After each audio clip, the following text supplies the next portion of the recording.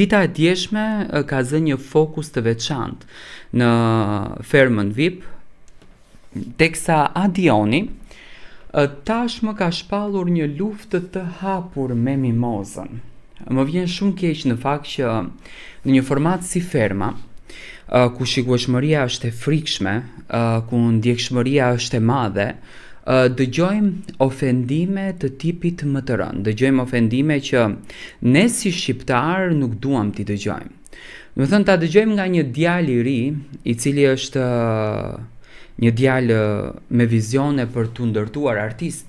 një djalë me vizione për të sjellur gjëra të bukura tek publiku shqiptar. Ta dëgjojmë duke i thënë Mimozës Ahmetović,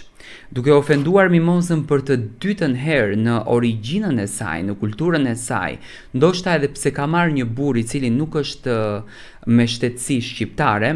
mua më duket shumë e ulët. Unë mendoj që karta e patriotizmit e cila po përdoret brenda në shtëpi, edhe që në fakt është përdorur dhe në Big Brother, është përdorur dhe në për reality show të mëhershme që janë munduar që me kartën e patriotizmit të marrin disa klikime, janë munduar që me kartën e patriotizmit të tregojnë një anë të tyre që ndoshta edhe ato nuk e kuptojnë që po i nxjerr shumë keq. Mua më duket budallalik dhe më duket devijimi më i madh që ti mund t'ja bësh vetes tënde. Dhe pikërisht në këtë rast, domethënë Adioni, duke e ditur shumë bukur se si mund të merr kjo fjala jashtë dhe se si mund të komentohet kjo fjala jashtë, ai ja thot Mimozës pa ju dridhur qerpiku fare. Tani, shikoj një neglizhencë në fakt për ofendime që po i bëhen Mimozës edhe nga Sara Karaj, e cila duket që ka një mbështetje të madhe nga produksioni, do me thonë po tolerohet në gjithë shka, flet çfarë të don, sillet si të don, ofendon si të don, gjë që në fakt unë nuk dua dhe nuk dua ta ndëgjoj në fakt tek asnjë banor aty brenda, sidomos ndaj një grua se cila është tek në një moshë siç është Mimoza,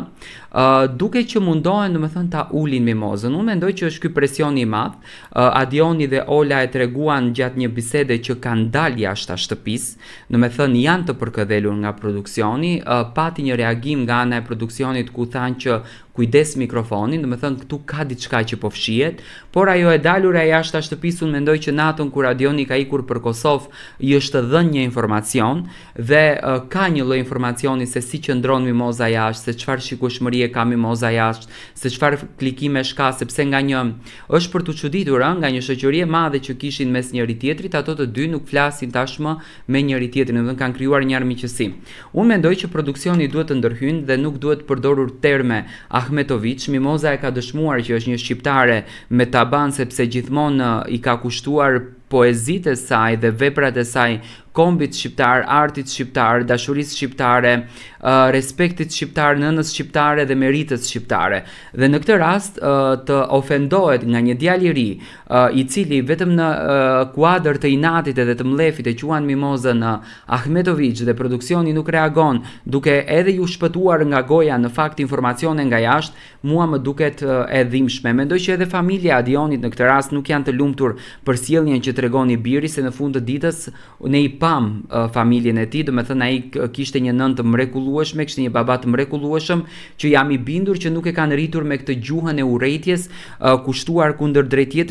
tjetrit apo një banorit i cili është më i suksesshëm se ti. Por inati dhe mlefi që Adioni shpreh le për të dëshiruar në fakt për keq. Unë uroj që produksioni të reagojë, sepse produksioni nuk po reagon në asnjë mënyrë, domethënë duket jo profesionist në këtë gjëra dhe mendoj që këto presione, këto urrëtie dhe inati që po tregojnë kundër drejt Mimozës, një protagonistes që e njeh sistemin, e njeh formatin, ditë bëj klikimin, ditë merr vëmendjen, mua më duken të tmerrshme.